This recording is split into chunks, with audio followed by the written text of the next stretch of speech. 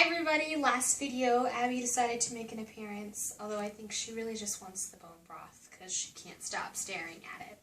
So I'm going to put her down and we're going to finish off her bone broth. So again, this has been cooking for 24 hours. This is the chicken, poultry, so chicken turkey. If you're doing the beef bone broth, this still has another 24 hours to go. So hang tight if you're doing a beef one, but this is chicken, so it's ready. So I'm going to go ahead and take my ladle.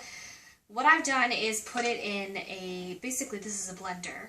The nice thing about it has a pour spout, which is going to make things a whole lot easier. So I put my strainer on the blender, and I'm just going to go ahead and ladle some of the bone broth in with everything. So this is going to strain out the vegetables and the bones once we get down to that they've sunk a little bit. So I'm just going to put a little more in here.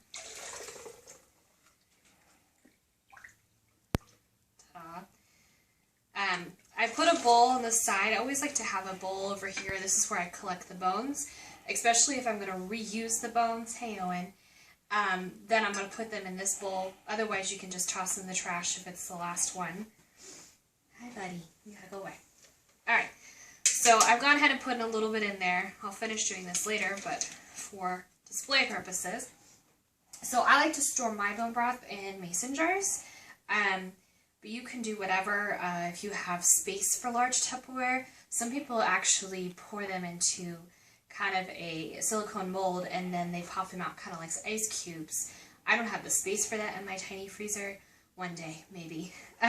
So now I'm going to double strain it. So what I've done is I've taken a cheesecloth with a rubber band around the mason jar, and I'm just going to slowly pour this in. This is going to get rid of all the little food particles from mostly when the vegetables break down.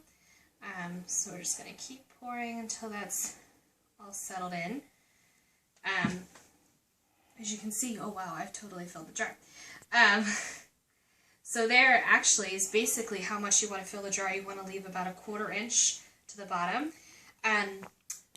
What people make the mistake of is putting this right in the fridge. You don't want to do that. You don't want to put this in the fridge or the freezer until it's basically come to room temperature. It's very hot. Gets cold, there's a chance that it could actually crack the glass.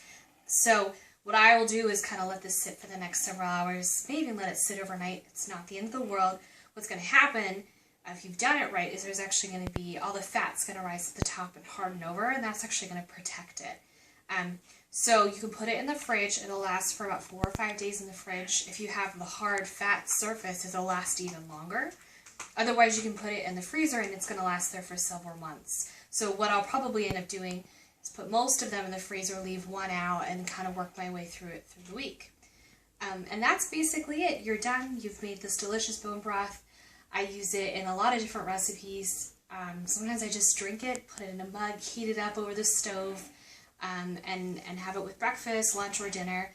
Otherwise, you can actually use it in place of stock in many recipes. It's a lot heartier, packs a lot of flavor. The vegetables just add so much more seasoning.